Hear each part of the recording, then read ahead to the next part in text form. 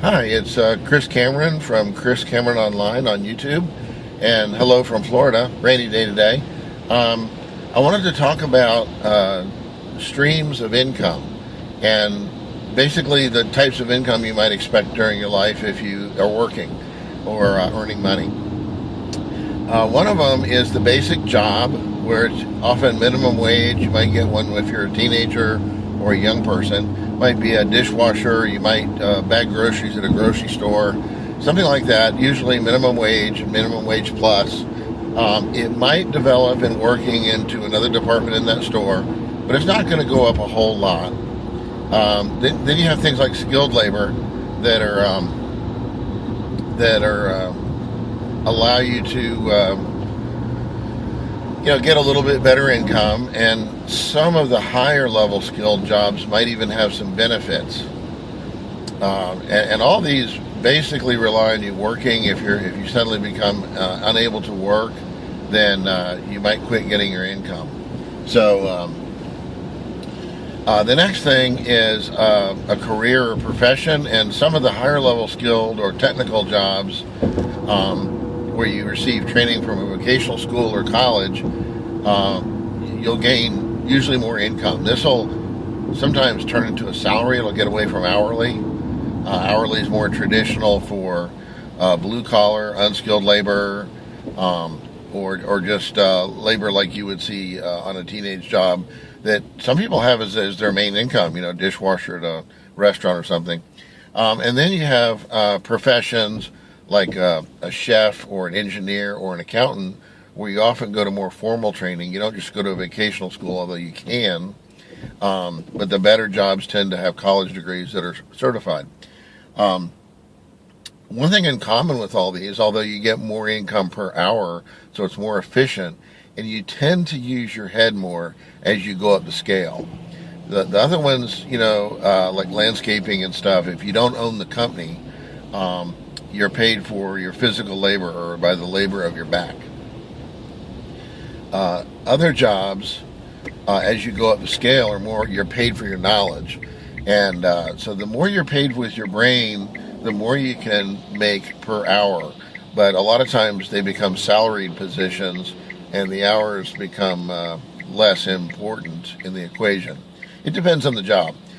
Now, there's also things like investments, where you invest in the stock market, and whether you go to work or not, it may make money, it may go up and down, it may go down in value. The stock market can be very emotional, and you have little control over the quality of that stock. If you have a business, now I don't mean you're a plumber or electrician where you're the boss, but you still have to show up or the work doesn't get done. I mean, you own a business that other people do the work, and you either are just the owner, you don't even manage it, or you might manage it partially. Then you're able to leverage a group of people's work to make a much better income. So that's another level, is being a business owner. And there's a lot of advantages you might not have thought about, but if you own a business, even if you're doing the work, a lot of things are deductible before taxes. So if you get paid a salary, or you get a weekly paycheck or whatever, you get your paycheck, and then all these expenses are taken out for taxes. All the taxes are taken out. But if you have a business, all your expenses are taken out first, such as tools and different materials you need and different things for the business. So a business can be a very powerful way to reduce taxable income, as long as you're making enough money. The next thing is you own a business that you don't have to show up every day.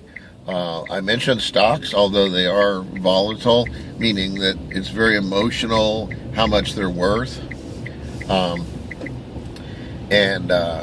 something like real estate, which is, you think, real estate, I got to have a lot of money. That's a separate issue. You might want to check into that.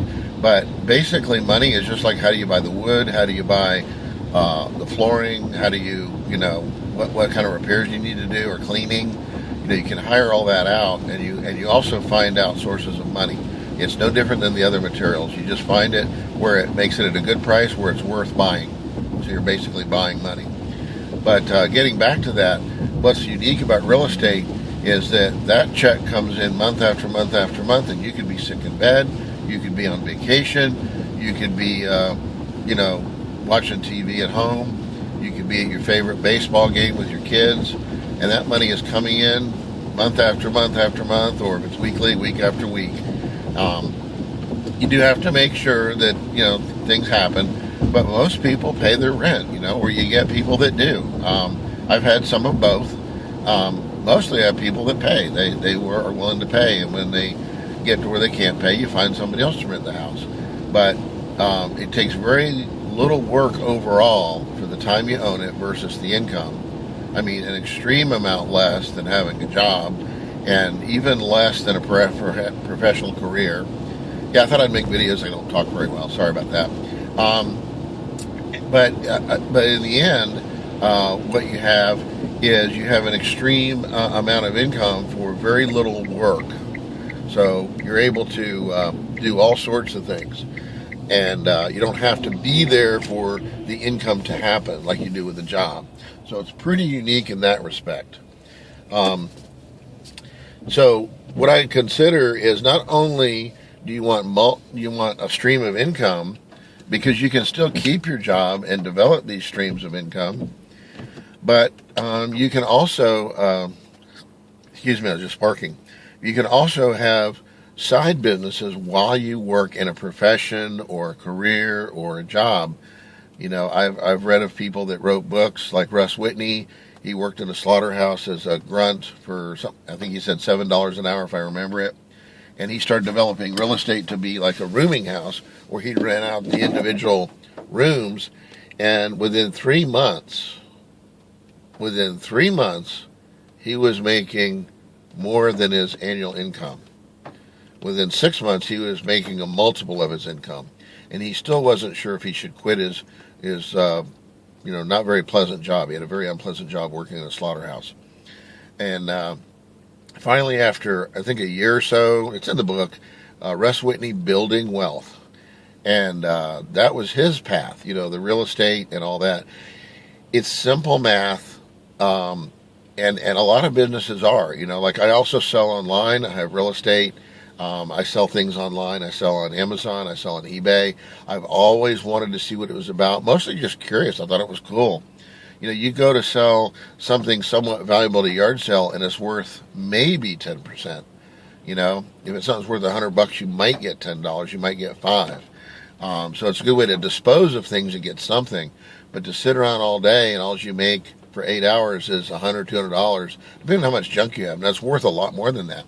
But what's nice about eBay and Amazon is that you can put your listing up and many, many more people see it. And often you can get a third of the new value or close to the retail value if it was used. So it's very exciting. You get a lot more for it. Textbooks, often you can get half or better on college textbooks.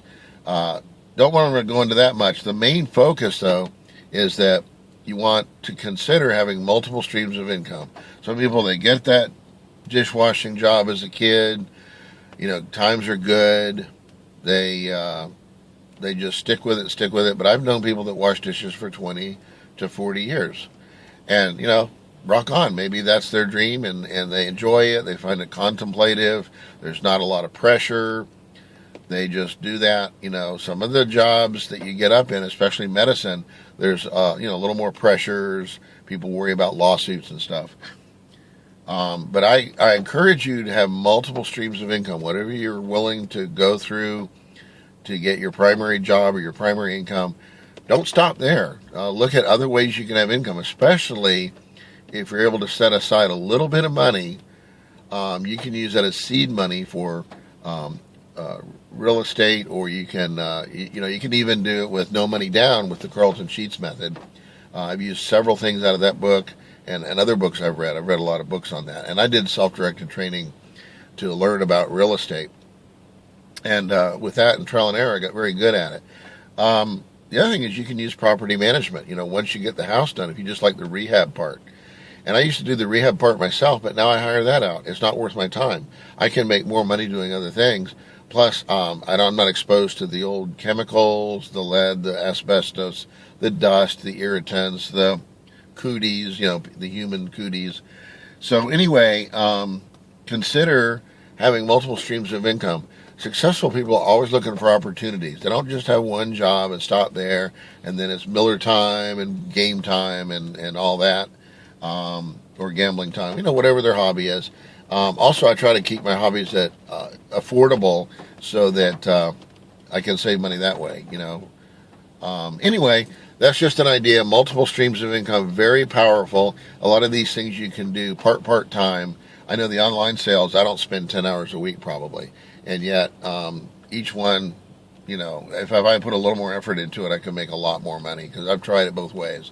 And it's a nice bonus to my income. It's not really another salary, but it's a nice bonus to my income. So anyway, sorry the video ran a little bit longer than usual. I apologize, but rainy day, I got distracted by traffic a little bit. Check it out and keep being successful. If you like the video, please smash that like button. And you take care. All right, bye-bye.